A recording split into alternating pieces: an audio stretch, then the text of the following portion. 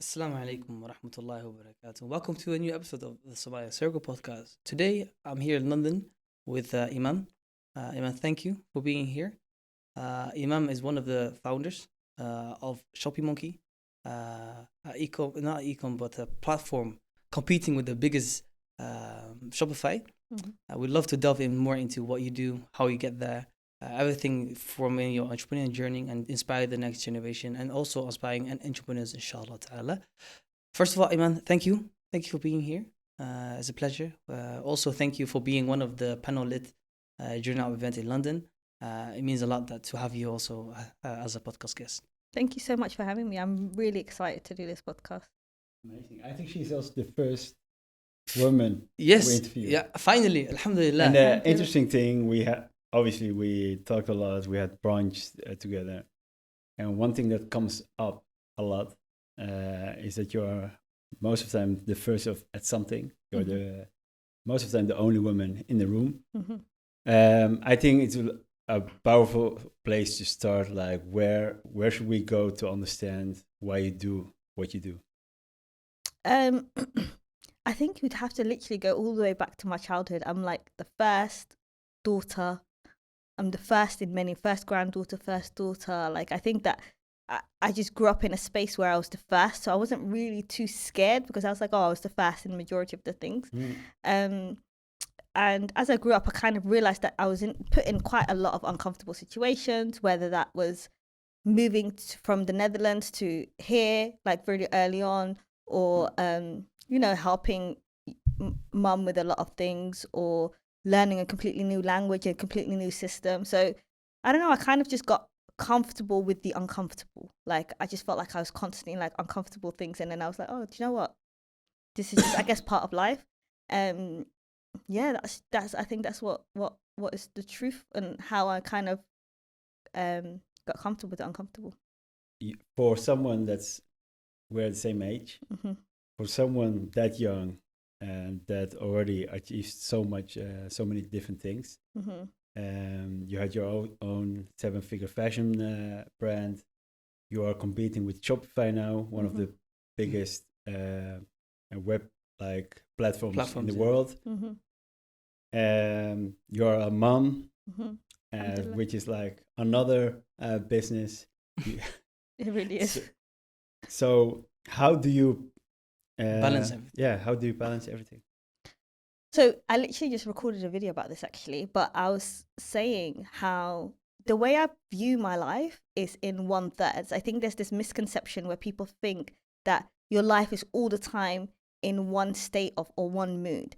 So I kind of view my life in 1/3 of the time I'm happy, 1/3 of the time I'm struggling with something, and 1/3 of the time I'm just okay. And I'm content with that. And that's literally how I live my life. That's literally how I run my business. That's literally how I treat friendships or relationships, my marriage, my relationships I have with my family.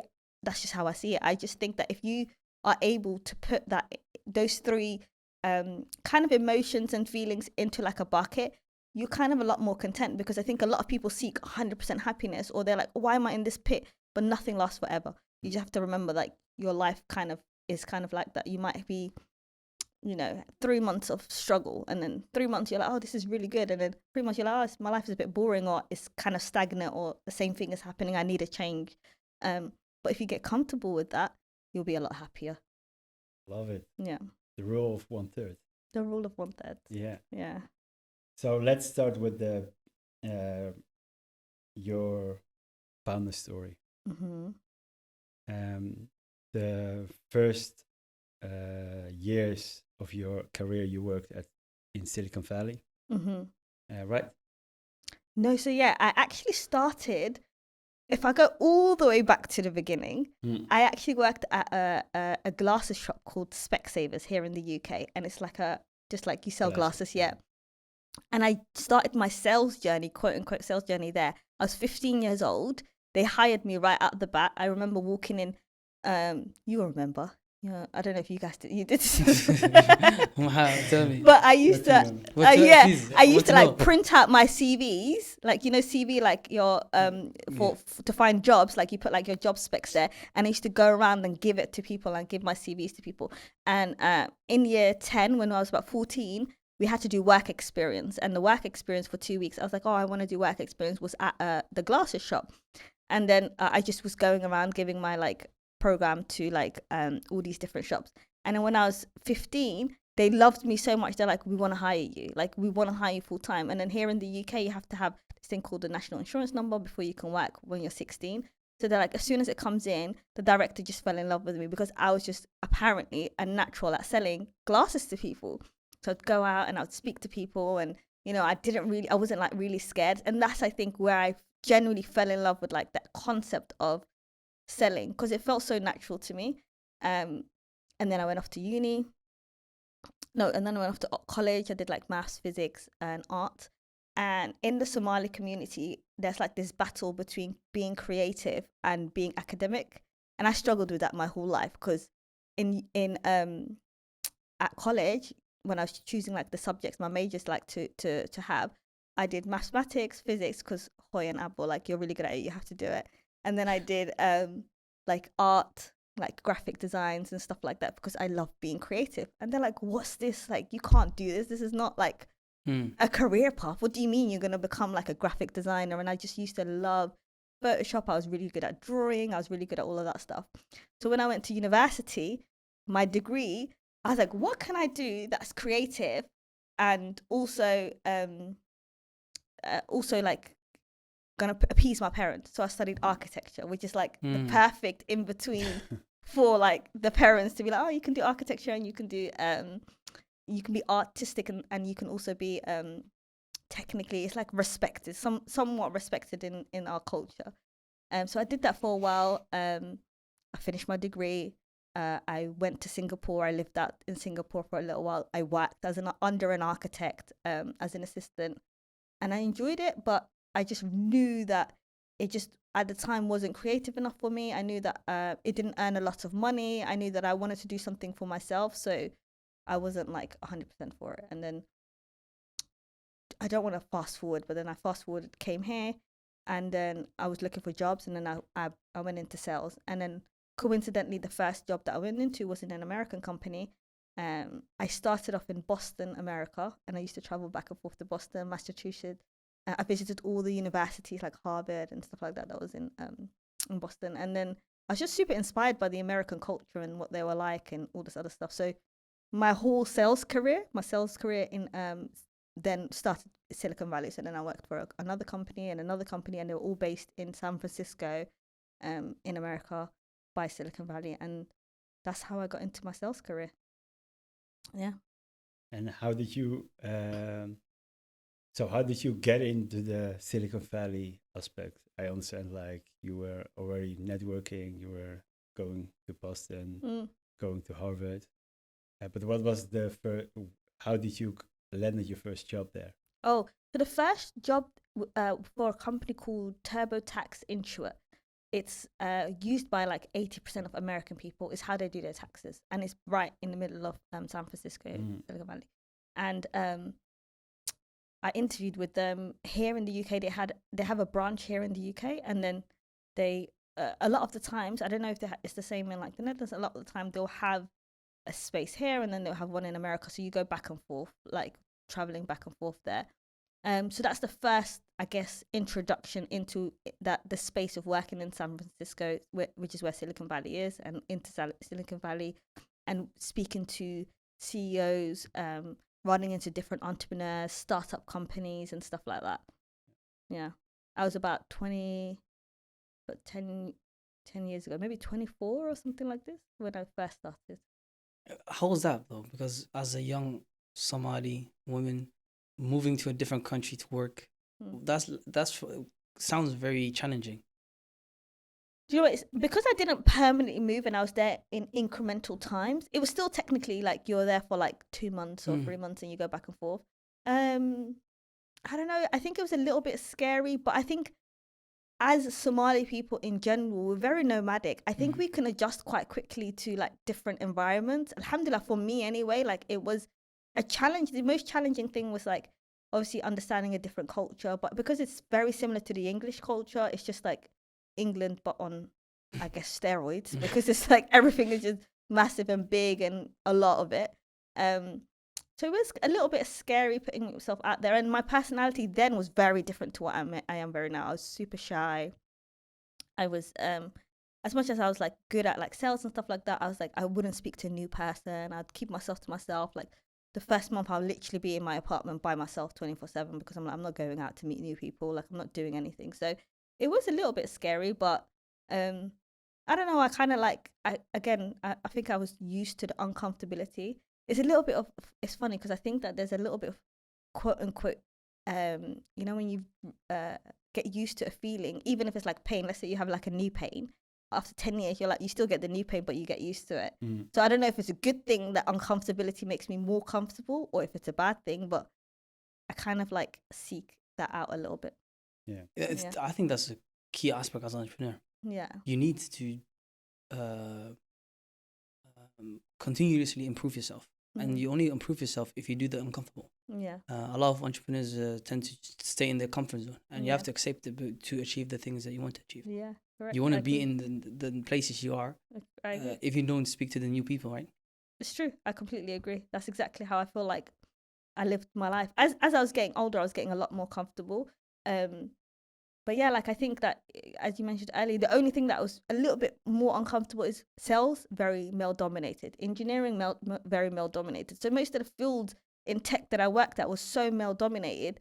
And then us usually, even one of few women or the only woman, I was definitely the only Somali woman. Like I don't think I've ever saw 10 years ago, like a girl that looked like me working in this type of environment. So yeah, like I think that's like that was probably more uncomfortable than being in a new country, because if you see people if you have some sort of familiarity of people or environment or culture, you can kind of be like, oh, it's okay. Like I feel like someone looks like me. But then if you're like the only one, you just constantly are like, I don't know. Oh my goodness, you know, that was probably the most uncomfortable thing. Like wearing a hijab, being in America, being, you know, in these environments, like it was just, that was probably the most difficult thing for me. Very understandable. Yeah. A lot of the diversity in these areas, those areas you're talking about, is very lacking. And I think you breaking that barrier, being the first one in those places, will inspire the next generation. And that's inshallah also what we hope to that this podcast can showcase. Is Somali sisters can get there. Yeah, inshallah. Just break the door. Yeah. Kick it down. Kick it down. Tear it down. Yeah. So going forward to your entrepreneurial journey. Yeah. When was the moment that you were like, okay, I have seen Silicon Valley now. I have done my career thing. I want to work for myself. I think so. As an entrepreneur, the why is usually very important, right? Like, why did you start something? And my why wasn't actually just that. I think my why was I got pregnant, and I got pregnant with my daughter. It was about 2019, and I was just traveling a lot, and I was just working like all the time, and I was just like, well, this is not sustainable. Like, this is not something like it is, technically speaking, you probably could do it, but it just felt like it wasn't sustainable. And then on top of that, I remember like one day I walked into like a deal that I was doing at the time. It was a multi-million-pound deal, and then I saw the guy at the other end of it, and I think it was like 5 or 8 million. It was something ridiculous. The number, I think it's like between 5 and 8 million over 3 years, a contract. And he's like, yeah, just get me the thing and just sign it off. I was like, wow, imagine being able to just buy something. And I was selling a solution at the time. I was like, imagine being able to just buy something for 5 million. How much money must you have? Because by the way, when I'm working in sales, I'm earning 150 to 200,000 pounds a year. So I'm like, oh wow, I'm earning a lot of money. But then I'm not thinking I've just bought the company 8 million pounds. So that 200 pounds, I've just like made you know, 10x over that.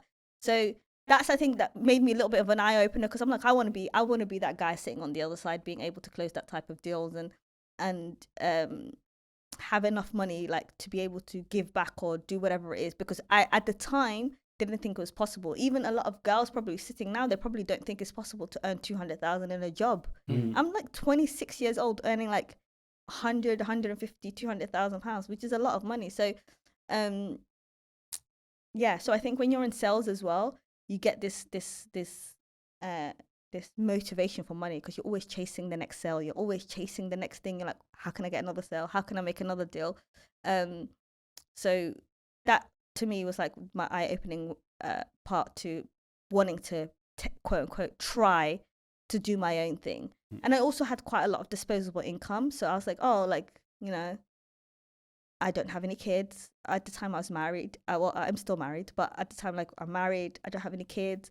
Our household income is, I mean, our household bills and stuff like that, it's not a lot. So like I was like, you know, I'm saving like £10,000 a month. Like, what can I do with this money? How can I invest it? How can I make it more money and stuff like that? So I started off small, like very small, like doing drop shipping, learning e-com. I invested in some what do you call it, like bitcoins and stuff like that. So I tried like loads of like cryptocurrency. That's it. But like, I tried like loads of little things here and there to be like, oh, what do I want to get into? What do I want to do? So that's how I like started it off and what kind of motivated me. But I think my biggest motivation was generally like becoming a mum. Like generally was I don't want to live that lifestyle, but also if I am living that lifestyle, I want it to be for me. Like I don't want it to be for someone else. I don't want to be like, oh, I'm working for someone else, and because I want to be able to be like, oh, it's my business. I'm taking my daughter with me. I'm flying. I'm taking her with me. Like I'm taking my mum with me. I'm taking my children with me. Like if I want to, because it's my business, I can do what I want. If you're working for a job, you can't really do that. And obviously my priority is like being my mom. Family. Yeah. Being a mom. Yeah. Nice. So you started trying different things out. Yeah. And maybe also interesting lesson to the new generation of Somali people is if you don't know, just try a bunch of things out and then one will stick. For you it was? Yeah. For me it was drop shipping that stuck. Yeah. Yeah. And when did it take off? Because I think you tried different products. Yeah, exactly. I did like 5 or 6 different stores. I think it was what was your first product? My first product was it was like a little light. It's like a light, like a moonlight. Yeah, the moonlight the thing. OG. Yeah, do you remember that? Yeah. That was so long ago. It's like a moonlight, and like it turns on with like different lights and stuff like that. That was like my first ever product. Yeah. And how was it? It did all right. Like I think I did like for the first product. I think I was making like, I don't know, like £600-700 a week or something like that, which is quite good. Like for a first product, like I was selling maybe 2 a day or something like this. And then I started selling like baby stuff that was doing really well. I started selling some interior stuff like for like kitchenware and stuff like that. And then lastly, I was selling household stuff. So I was selling pillows, decorations like for the house stuff, and that did actually really, really well. That was. What was your thinking behind those products? I think that it's I went for the products that personally at the time I really liked. So like I was like, oh, I would like this, I would buy this in the house. So remember, I'm still quite novice, so I'm like, oh, not doing research. But then after that, what I started doing is there's like back-end analytics to look at like what ads are doing really well, you know, what products are doing really well organically in there. So then I started like researching and finding what products would do really well, and then, you know, doing that better. And so that was what I started. But I did want to stick into that niche, the niche of like home and stuff like that. I think it's because I secretly still love interior design and architecture because of where I come from. Yeah. But yeah, that's and then it did really well. I started making like 10,000 a month or something like this from drop shipping. From the home product. From the home products, yeah. Okay. And then we come to the 7-figure brand. Yeah. When did you say like, okay, I have learned what I need to do with drop shipping. I'm going to build an actual brand. Yeah. So one thing about me, like I think that a lot of people need to know, I don't know if this is true for other people, but for me, if I have a thought, this is what I believe. I don't know how much accuracy there is to this, but I believe that if you have a thought and you don't act on it, it gets lost and it goes into the space or something. And then I'm like, not actually physically, but like if I don't act on it, I don't think I'll ever act on it. Yeah. So one day I just literally woke up and I was like, I think I want to start a brand. Like, I think I want to start a fashion brand. There was no thought behind it. I think people think that, you know, a lot of the time there's like a lot of planning and thought behind it.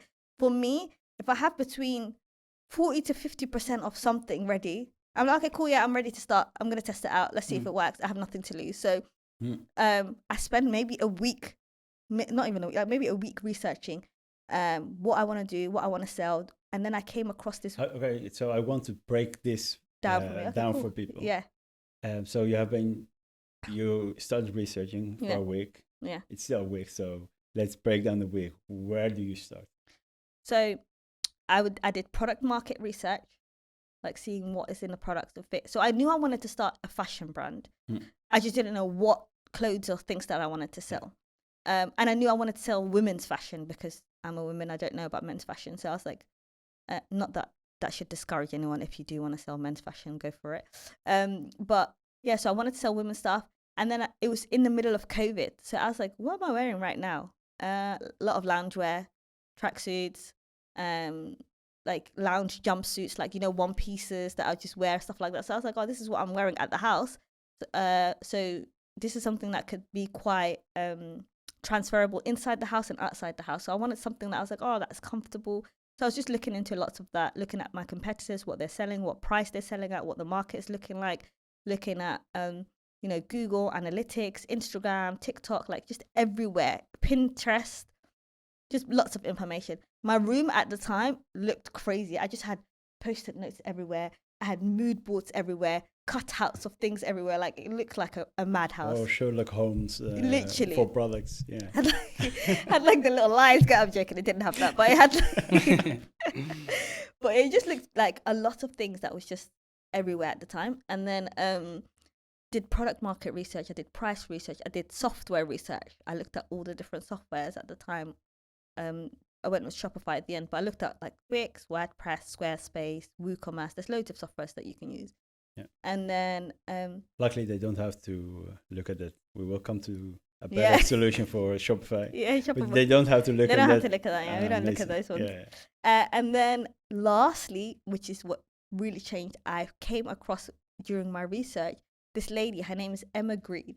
Emma Grede, I don't know if you're familiar with her. She is basically the co-founder of all of the Kardashians brands. So she found Skims with Kim Kardashian. She found Good American with Khloe. Chris and her have another brand called Safely. So most of the Kardashians work with her. She's actually from the UK. And her strategy was, let me go find an influencer or someone to work with.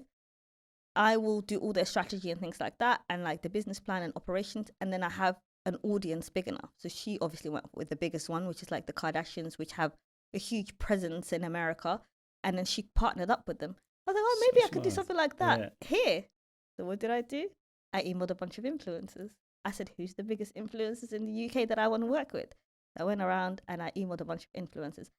Surprisingly, I had like 4 people come back to me, which was like, wow, like people are actually interested in working with me. So, which is another lesson for people, by the way. If you really want something, actually go for it, because there's this misconception that there's this wall between you and your dream, or you and your person that you're not trying to talk to. Most people are just people. Most people are actually just open for a conversation, or potentially, you never know, like asking someone. The worst you're going to get is a no, and you're in exactly the same position. So that was my thought process. The worst I'm going to get is a no, and then I'm in the exact same position, so I might as well go for it. And then I asked this girl called Nikita that I really wanted to work with. She had about 1 million followers on Instagram, and she had a couple 100,000 on TikTok. We had a meeting, blah blah blah, and then she goes, yeah, I'd love to work with you. I was so shocked. I was like, oh, okay, good. I was kind of anticipating it because I'm a little bit delusional in the way I think, but at the same time, you don't know that the person is going to say yes. So yeah, and then I partnered up with her. She was the face of the brand. I was like, I don't want to be the face of the brand. I don't want to do nothing in front of camera. Yeah. She was the face of the brand, and that's how I was like, okay, cool. So that really helped us grow the brand quite quickly. Yeah. Get known. The marketing was there because she already had the audience. Exactly. You just had to come up with the right product for her audience. Exactly. Yeah. Did you give her any shares of your company? Yeah. So she had shares into the company. Because I said to her, if I'm going to work with you, I'm going to work with you as a business partner. So I gave her some shares of the company, and yeah, she was really happy with it. And that's another thing, because I didn't want to give money, and she would be way more incentivized if she could potentially earn bigger later down the line than having like a couple of £1,000 you're going to earn, and then you don't have to be part. Because I could have just easily hired influencers to do that. Right. But I wanted it to be a brand that I could potentially grow and on her face, very similar to what Emma did with Skims. It's Emma's brand. And then she went to Kim and said, hey, I've got this idea. And everyone now thinks, oh, it's Kim's brand, or, you know, whatever. It's partially probably Kim's brand, and she had an idea and they probably came together. But I'm just saying, like, that collaboration of going with someone's audience, because attention really in this day and age is what people pay for, was my idea. So yeah, I gave her a bit of shares, and then she was actually almost an equal partner. I had a little bit more shares, but she was almost an equal partner to me. And yeah, I loved working with her. I still have a good relationship with her. She's truly inspired me to open like what I can do and what I can reach and the goals I can reach. And yeah, it was really good. I had a really good time working with her. Nice. And then you grow fast, obviously, Yeah. to 7-figure at some point. Yeah. When did you decide to do something else? So the company, we was putting a lot of money into the company. I think in total I put over 6 figures into the company. And then what I was realizing is that if you grow a company too quickly without setting up the correct ecosystem behind your company will crash. So that's what happened to us. Like, we set up the company relatively quickly. We grew from like 0 to like 20,000 a month, 30,000, 100,000, like 200,000, and then. But we're not hiring quick enough. We're not getting the right ads manager. We're paying too much in ads. Our cost per acquisition got a bit high. We're not keeping an eye on that because we're keeping an eye on this. And it just got really unorganized in the back end. So sometimes I think the lesson I learned from that is sometimes something that looks really pretty on the front, inside of it is not working really well. So yeah, that was a hard crash because literally we just wasn't keeping on top of things. Oh, there's a collection coming out. We've got a fulfillment center here. We were selling in America. We were selling here. We were selling in Australia. There was just so much going on, and we wasn't adequately growing at the same time with that company because we just, you know, at the time were 2 girls that had a business, and in 12 months you're like making £1 million.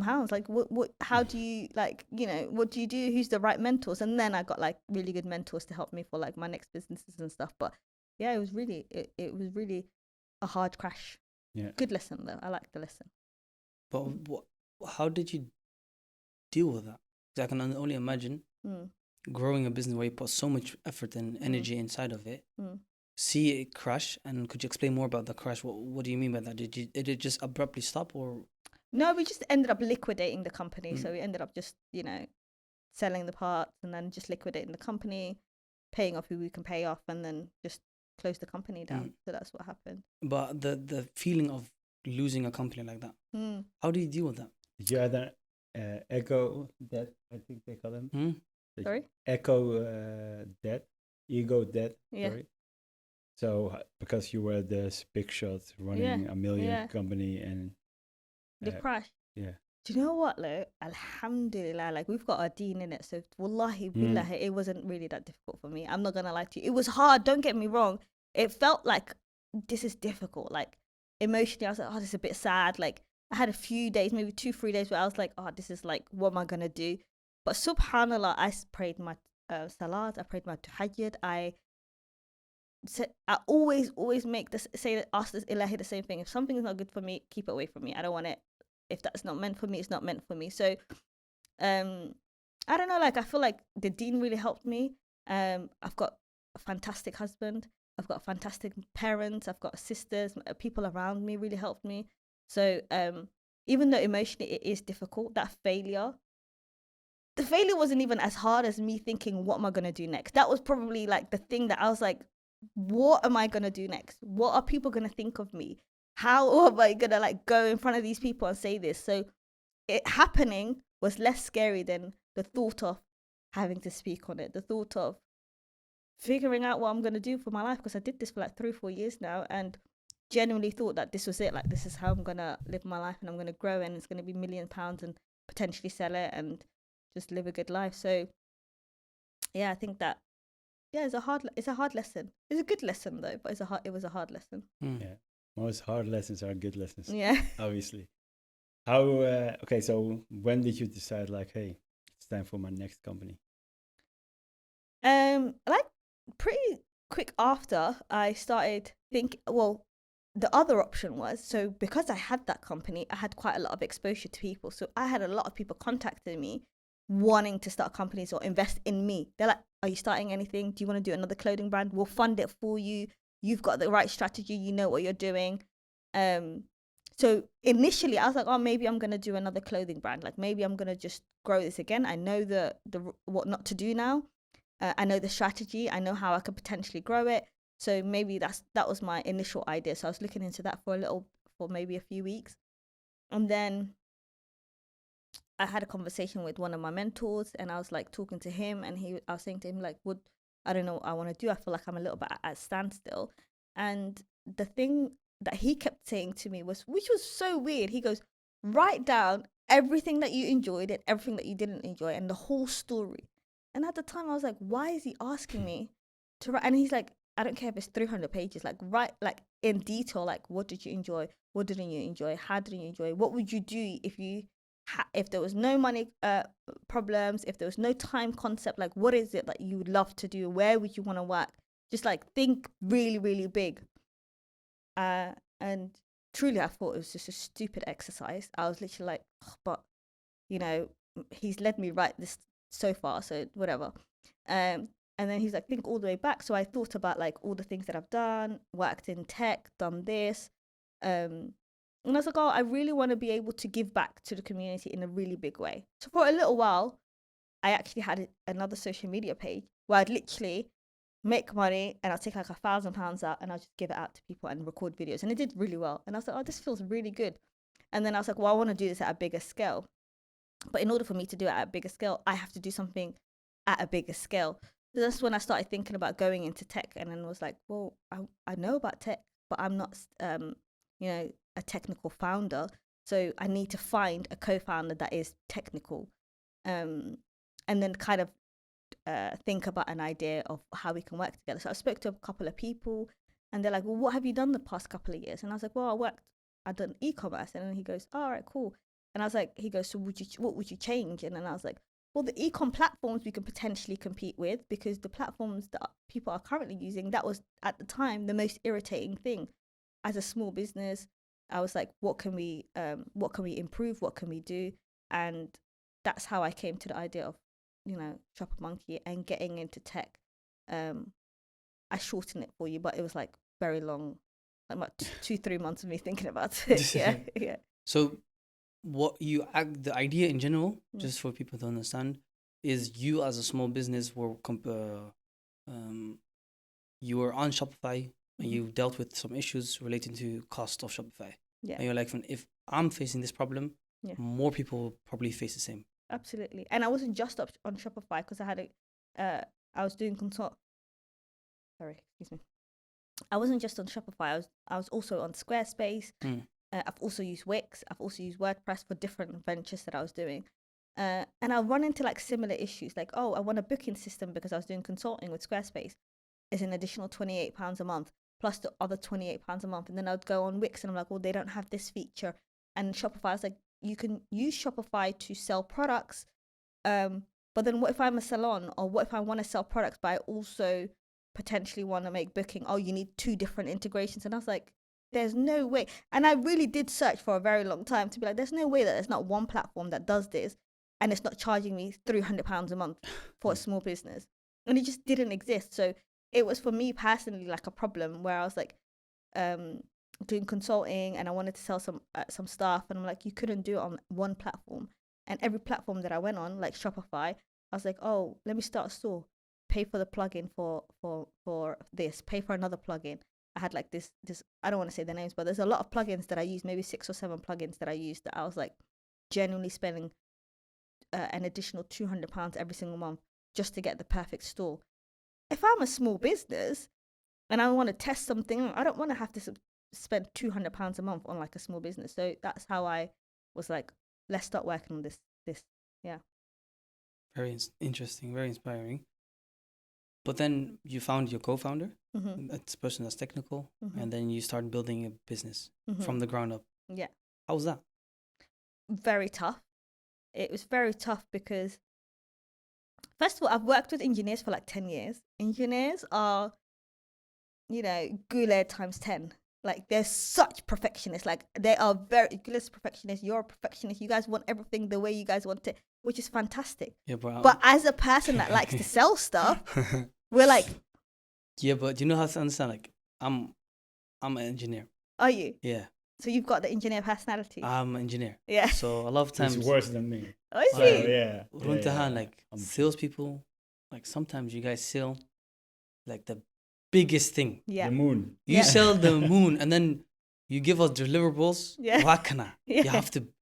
Somebody asked for a chair. He said, "Yeah, I'm gonna shoot you to sky." What? Yeah. Like, That's and so look at true. me, Shabril, fix it. Like, you know what I mean? Like, the expectation you guys Yeah. have on engineers is Yeah. very high. Yeah. And I'm like, if you do something, do it right. Yeah. That's what I'm saying. If you do something, do it like at the best way you can do it. Yeah. And that's something engineers, obviously, we tend Yeah, to do and that.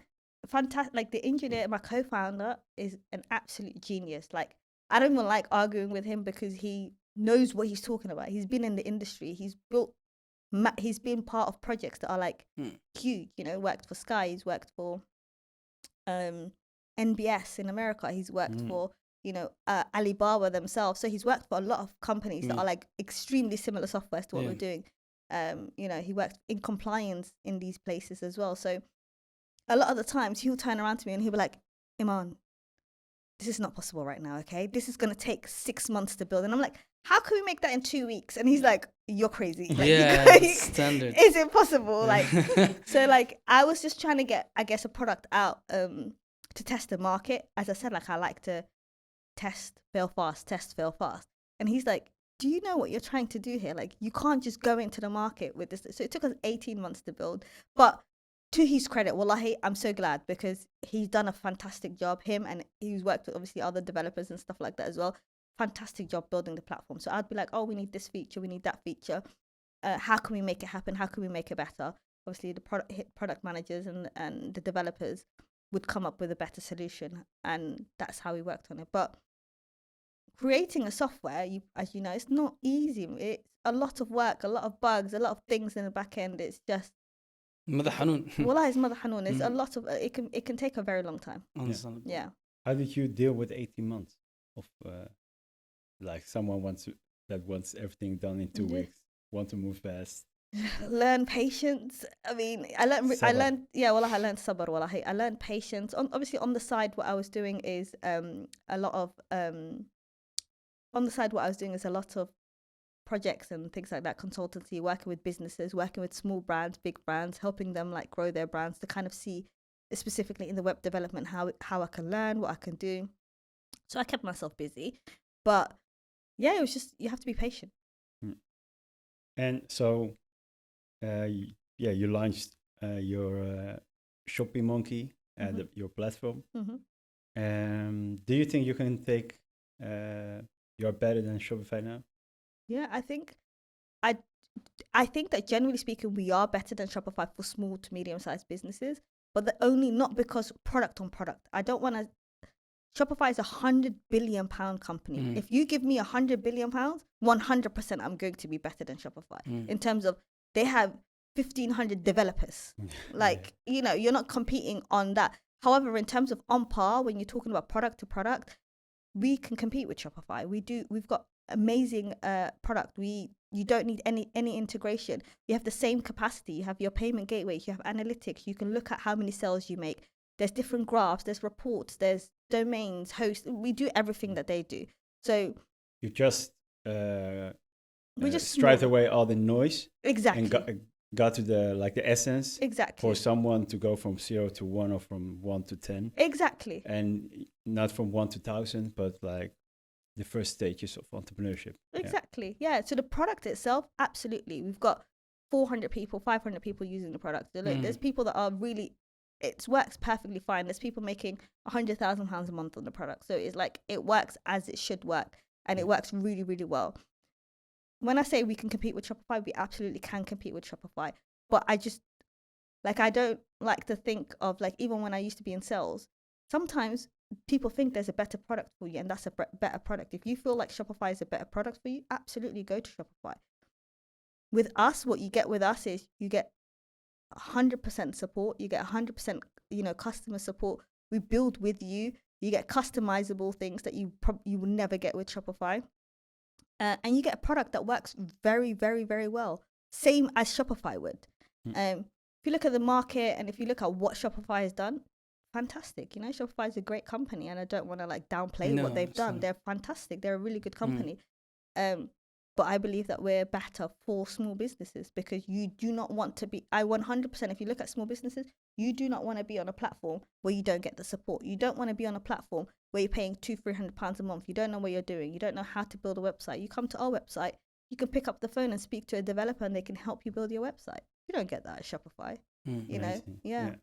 So what's next for Shopee Monkey? Inshallah, in the next year or two, we want to get to about 5,000 subscribers, 5 to 10,000 subscribers, hire a bunch of people. Inshallah, we want to get a lot of different people, specifically in the Somali industry. Like, I want to work with Somali women. I want to work with girls, and I want to also work with Somali men as well. But I want to specifically work. No, I do. I really want to work with Somali, because I was briefly talking about it yesterday with you, and how in other cultures, you see a lot of people taking care of their people, right? So I want to be a company that is, inshallah, making £100 million. And I'm still worried about my community. How can I bring in Somali people? How can I have a school? How can I, work together with us? Because we need to be able to uplift each other. And there's this culture where you kind of feel like, at the end of the day, you kind of, downplay each other and what you do. But really are my brothers and sisters, because I know that if I'm ever in trouble and I'm outside, the first person that's going to help me is a Somali person, like 100%. We really do we really are a community. So my aim is generally to be a big company, and for at least like my senior leadership and the people that run it to be, my people, because why not? Thank you. I love it. Really. Going into that, what do you see now in the market with Somali people, like trying to build stuff? Are they getting the credits they deserve? Yeah. I think obviously you guys are bringing to light a lot of people, which is really good. Like, I'm so glad that there's a platform like this for Somali people. Your event, until now, I don't think I haven't told anyone on my phone book. I've told every single person. Like, I was like, wow, I knew we were successful. I knew we were out there, but just seeing it in person, genuinely, I was in awe. Like, inshallah, I feel like right now we're at a micro scale and it's getting better. And I'm seeing like developers and marketing geniuses, and I'm seeing like photographers and creatives and, CEOs of companies that are now doing really, really well. I don't think we're at the level that I want us to be at yet. No. I think we've got a long way to go, but I mean, you guys are doing a good job starting that out. So that's what we want, inshallah. Yeah, the thing we also discuss about is that for us, we haven't seen also a lot of successful Somali people when we weren't doing the Somali Circle, right? So everyone successful is like hiding away, right? I don't know if it's the evil eye or community that can be hard sometimes. But most people, like if you see the event, you come to people doing like the most, working their niches, doing like big numbers, right? So what's your advice to those people that are like shying away from the spotlight? Yeah, I think that as a community, we seek security, which we spoke about, but we seek security, which I understand because of the background that we come from, but we have to learn to take risks. We have to learn that the worst stage that you're going to be at is in the exact same position that you are now. There's no worse stage. So try it. Like, you have nothing to lose. I think that there's this misconception that you go into something and everything changes. You can always, if you're a teacher, go back to being a teacher. If it really doesn't work out. But that's the worst stage. But also, don't be scared of failure. I failed in front of everyone and on a big platform, and you just get up and do it again. And I think that that's really important, to just try again, seek out mentors, speak to people. Don't be shy to ask. I got one of the biggest influence in the UK to work with me by just sending out a message. And inshallah, there'll be platforms like this and communities like this that people can use and help each other out and uplift each other, because that's also very important, to have a community. Because when it's, as like entrepreneurship is a very lonely journey. So like, if we have communities and people that we can speak to that understand the journey. I think that would help as well. But just go for it. I feel like you have nothing to lose. The limiting belief mindset, there's so much money in the world, guys. There's so much money in the world. Like, if you want to make money, if you want to be successful, if you want to give back to your community at a bigger level, you can do it. Amazing. Yeah. I think the time for the podcast is over. Yeah. I would love to thank you, Iman. Very inspirational podcast. I hope the listeners and the viewers enjoyed this podcast as we enjoyed interviewing you. It's very inspirational, and we could talk for an hour. Maybe a part 2 will be necessary, inshallah. For the people that are listening and the viewers, I'll say like and subscribe. And I have like one more question. One? I know we're running time. Hi. The question we always ask is like, sure. if you, normally we say like Somali entrepreneurs, especially now Somali women, if your daughter would be like 18 or 19 or 20, what's an advice that you would give her to succeed as an entrepreneur? Honestly, seek out failure and keep going. That's it. Just seek out failure and keep going. Try again. So do the opposite of what you feel, because most people don't want failure. Yeah. Stay away from failure. Yeah. Right? The fear of failure holds them in the same space. Yeah. And you're like, go to that fear. Yeah, go towards the failure. Yeah. You know, sometimes that's necessary in business, and sometimes it's just necessary in life. Like, majority of the time you realize if you want to try something, the thing that scares you the most will bring you the most success. So, you know, more risk, more rewards, and that's generally true. So seek it out, try it out, and just believe in yourself. Wallahi, there's so many people that you're in the same school as these people, you're in the same environment, you work the same jobs, like no one's better like than anyone. I've been in rooms with lots of CEOs and people that are so successful. Wallahi, the only difference is that they tried it and we didn't. There's no intellectual difference, there's no money difference. Like, these are the same people, so go for it. Like, don't be scared, just try it out, and that's it. I love that. And so if there are any e-commerce entrepreneurs, like every Somali entrepreneur here, get off Shopify and come on Shopper Monkey. Thank you guys so much. That's what I want to say. Like, we will put the links in the definitely. show notes, obviously. And we want to thank you for your time. Thank you guys so much. I really appreciate you guys. I'm so happy that I've met you guys. Inshallah, we'll do lots of things together. Inshallah. Yeah. For sure. Let's do it. And we have literally scratched the surface of what Iman can do. And we did that on purpose because we could do like 4 or 5 podcasts here.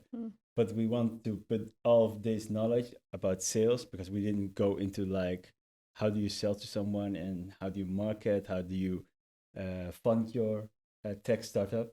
We're going to do that in the masterclasses, the Netflix for Somali entrepreneurs. So stay tuned.